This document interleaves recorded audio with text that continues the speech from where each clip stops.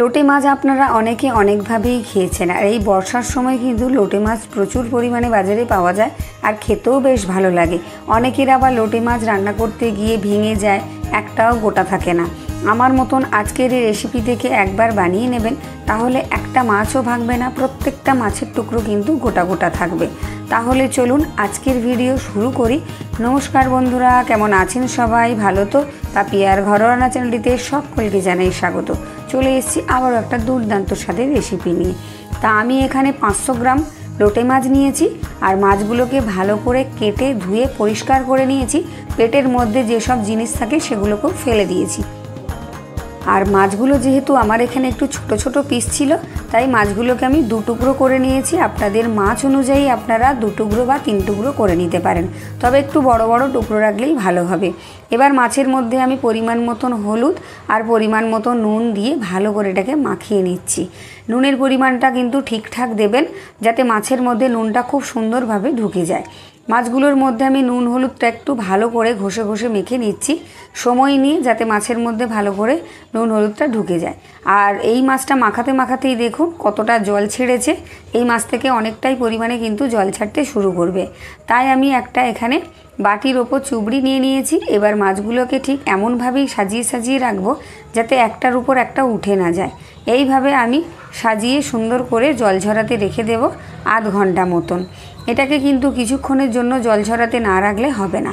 আমি আধ ঘন্টা পর ফিরে আসব এই মাছগুলো জল ঝরানো হয়ে গেলে। এদিকে চলুন, আমি একটা প্লেটের মধ্যে 2 টুকরো আদা, 1 থেকে 1.5 ইঞ্চি মতো, কয়েক কোয়া রসুন আর 2খানা কাঁচা লঙ্কা নিয়েছি। আর নিয়ে নিচ্ছি আমি 1 চামচ সাদা সর্ষে।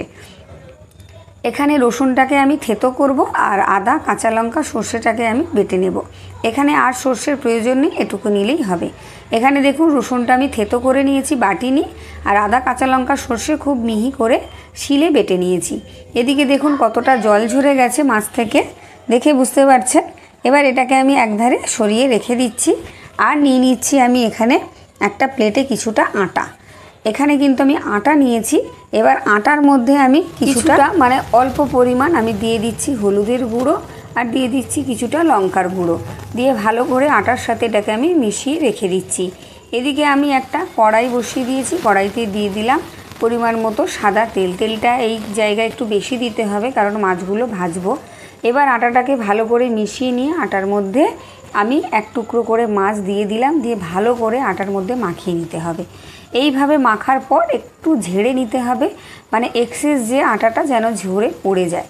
এবার তেলের মধ্যে এক এক করে দিয়ে দেব। প্রত্যেকটা মাছের টুকরোই আমি এভাবে আটার মধ্যে নেব আর ভালো করে মাখিয়ে একটু ঝেড়ে তেলের মধ্যে দিয়ে দেব। এইভাবে যদি আপনারা এই লোটে মাছ ভাজেন, অনেকে লোটে মাছ বলে, অনেকে দলদলে মাছ বলে, অনেকে নিহেরে মাছ বলে, যেখানে যেটা, তা আপনারা এই মাছটাকে কে কী নামে ডাকেন আমাকে কিন্তু অবশ্যই জানাবেন। আর এইভাবে যদি প্রত্যেকটা লোটে মাছ এই রকম আটার মধ্যে একটু ভালো করে মাখিয়ে নিয়ে তারপর ঝরিয়ে ভেজে নেন, তাহলে একটা মাছও ভাজতে গেলেও ভাঙবে না আর রান্না করতে গেলেও কিন্তু ভাঙবে না। আমি এক এক করে, যেহেতু কড়াইটা বড়, তাই একটু বেশি করে মাছগুলো দিয়ে দিচ্ছি। এটা একটার গায়ে একটা জড়িয়েও যাবে না আর উল্টাতে গেলে ভেঙেও যাবে না। আমি যতটা ধরবে ততটাই কিন্তু এখানে দিয়ে ভেজে নেব। একসাথে একটু বেশি করে দিয়ে দিচ্ছি, তাতে করে আমার মাছ ভাজাটা একটু তাড়াতাড়ি হবে। এইভাবে দিয়ে দিয়েছি। দেখুন মিনিট 2 পরেই মাছগুলোকে আমি উল্টে নিচ্ছি। শক্ত শক্ত হয়ে গেছে, যেদিকটা দিয়েছি সেদিকটা খুব ভালোভাবেই উল্টানো যাচ্ছে, কোনো রকম সমস্যা হচ্ছে না। প্রত্যেকটা মাছ থাকবে গোটা গোটা, ভাঙবে না, খেতেও লাগবে দারুণ। এইভাবে উল্টে পাল্টে আমি একটু কড়া কড়া করে ভেজে নিচ্ছি। গ্যাসটাকে কিন্তু রেখেছি আমি একটু হাই হিটে, কারণ এটা কম আছে ভাজা যাবে না, যেহেতু লোটে মাছ থেকে প্রচুর পরিমাণে জল বেরোয়। তাই সবসময় চেষ্টা করবেন যে গ্যাসটাকে বাড়িয়ে ভাজতে। তবে গ্যাসের আঁচ যদি অনেকের বেশি থাকে, সেক্ষেত্রে একটু আপনারা কমিয়ে নিতে পারেন, যাতে মাছটা পুড়ে না যায়, সেদিকে খেয়াল রাখবেন। মাছগুলোকে কিন্তু আমি লাল লাল করে ভেজে নিয়েছি। এবার আরও যেগুলো বাকি আছে সেগুলোকেও ঠিক একইভাবে আমি দিয়ে দিচ্ছি। দেখুন এইভাবে একটা একটা করে তেলের মধ্যে দিয়ে আমি উল্টে পাল্টে সমস্ত মাছগুলোকেই ভেজে নেব। যারা এখনও লাইক দেননি অবশ্যই একটা লাইক দেবেন। ভিডিও শেষে কেমন হয়েছে একটা কমেন্ট করে জানিয়ে যাবেন। আশা করি আপনাদের সকলের ভালো লাগবে এই রেসিপি। দেখুন সব মাছই আমার কিন্তু ভাজা হয়ে গেছে, খুব মুচমুচে হয়েছে। এই রকম মুচমুচে ভাজা কিন্তু আপনারা শুধু মুখেও খেতে পারেন বা ডাল ভাতের সাথেও খেতে পারেন, সন্ধেবেলা স্ন্যাক্স হিসেবেও খেতে পারেন, ভীষণ ভালো লাগবে। এবার ওই তেলের মধ্যে আমি এখানে 4টে বড় বড় সাইজের পেঁয়াজ কুচি দিয়ে দিলাম। এই রেসিপিতে কিন্তু এই রান্নাতে একটু পেঁয়াজের কুচি বেশি লাগে। বেশি করে পেঁয়াজ দিয়ে গ্যাসটাকে কমিয়ে ভালো করে একটু লাল লাল করে ভেজে নেব। এরকম নিত্য নতুন ভিডিও দেখতে হলে আমার চ্যানেলটি অবশ্যই সাবস্ক্রাইব করে পাশে থাকা বেল আইকনটি প্রেস করে অল করে রাখবেন, যাতে আমার ভিডিও নোটিফিকেশন সবার আগে আপনার কাছে পৌঁছে যায়। পেঁয়াজটা লাল লাল করে ভাজা হয়ে যেতে আমি থেতো করে রাখা রসুনটা এর মধ্যে দিয়ে দিলাম। দিয়ে ভালো করে একটু নেড়েচেড়ে ভেজে নেব, যাতে রসুনের কাঁচা গন্ধটা না থাকে। ভালো করে কিন্তু রসুনটা ভাজা ভাজা হয়ে গেছে। এবার এর মধ্যে দিয়ে দিচ্ছি আমি টমেটো কুচি। একটা ছোটো সাইজের টমেটো কুচি দিলাম। আপনারা যদি খেতে অপছন্দ করেন টমেটো বা দানাটা যদি খেতে অপছন্দ করেন তাহলেও বাদ দিয়ে দিতে পারেন। এবার দিয়ে দিলাম অল্প পরিমাণ নুন, যাতে টমেটোটা তাড়াতাড়ি নরম হয়ে যায়। দিয়ে হালকা আমি নেড়েচেড়ে নেব। গ্যাসটাকে রেখেছি কিন্তু একদম কমিয়ে, দেখেই বুঝতে পারছেন। ভালো করে একটু নেড়েচেড়ে নেব যাতে টমেটোটা নরম হয়ে যায়। এবার এর মধ্যে দিয়ে দিচ্ছি আমি বেটে রাখা মশলাটা, আদা, কাঁচা লঙ্কা, সাদা সর্ষে। এবার আরেকটু বেশি করে নুন দিলাম, যাতে পুরো রান্নাতে নুনের পরিমাণটা ঠিক থাকে। দিয়ে দিলাম অল্প পরিমাণ হলুদের গুঁড়ো, হাফ চামচ লঙ্কার গুঁড়ো, আর দিয়ে দিচ্ছি অল্প কিছুটা জিরের গুঁড়ো, হাফ চা চামচ। এখানে আমি আর ধনের গুঁড়ো দেবো না, শুধু জিরের গুঁড়ো দিলাম। আর মশলার বাটি ধুয়ে একটু জল দিয়ে দিলাম। আমি মশলাটা শিলে বেটেছিলাম, সেই শিল ধোয়া জলটাই আমি এখানে তুলে রেখেছিলাম।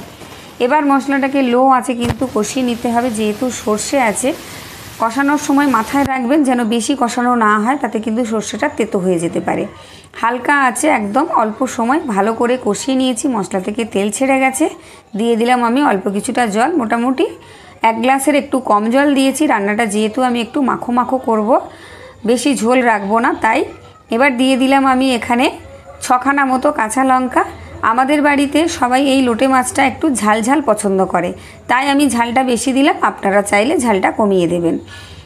ঝোলটা ফুটে উঠতেই কিন্তু আমি সমস্ত ভেজে রাখা মাছগুলোকে এখানে দিয়ে দিলাম। আর ভাজা মাছগুলো খেতে কিন্তু অপূর্ব লাগছে। 2-1টা বাড়ির বাচ্চারা খেয়েছে, ভীষণ ভালো লাগছে। যারা লোটে মাছ কখনো পছন্দ করে না তাদের ভীষণ ভালো লাগবে। যারা পছন্দ করেন তো তারা চেটে পুটে খাবেন। ভালো করে ঝোলের মধ্যে একটু দিয়ে নাড়াচাড়া করে নিলাম। গ্যাসটাকে মিডিয়ামে রেখেছি। ওপর থেকে ছড়িয়ে দিলাম কিছুটা ধনেপাতা কুচি। এখানে কিন্তু গরম মশলার ব্যবহার আমি করব না, আর ভালোও লাগবে না। আপনারা যদি চান তাহলে দিতে পারেন। ভালো করে একটু নাড়াচাড়া করে নিচ্ছি, একটু মিশিয়ে নেব। আর ঝোলটাকে রাখবো একদম গা মাখা গা মাখা। একটা মাছও কিন্তু ভাঙেনি, দেখে বুঝতে পারছেন তো। এবার আমি এটাকে দেখুন নামিয়ে নিয়েছি, একদম শুকনো শুকনো করে নামিয়ে নিয়েছি। এই গ্রেভিটা দিয়ে ভাত মেখে খেতে ভীষণ ভালো লাগবে। অনেকে কিন্তু রুটির সাথেও এই লোটে মাছ খেতে পছন্দ করেন, তাদেরও ভীষণ ভালো লাগবে। যারা ফেসবুক থেকে দেখছেন পেজটি ফলো, লাইক আর শেয়ার দিয়ে রাখবেন এরকম ভিডিও দেখতে হলে। তাহলে রেসিপিটা কেমন হয়েছে অবশ্যই আমাকে জানান কমেন্ট করে। আজকের মতন এখানেই রেসিপি শেষ করছি। সবাই ভালো থাকবেন, সুস্থ থাকবেন। আবার একটা নতুন রেসিপি নিয়ে আপনাদের সামনে হাজির হব আমি। আর এই রেসিপিটা আপনারা খেয়ে অবশ্যই জানাবেন। প্রত্যেকটা গোটা গোটা মাছ কিন্তু আপনারা প্রত্যেক খাবলেই খেতে পারবেন। তাহলে অসংখ্য ধন্যবাদ জানিয়ে আজকের ভিডিও শেষ করছি।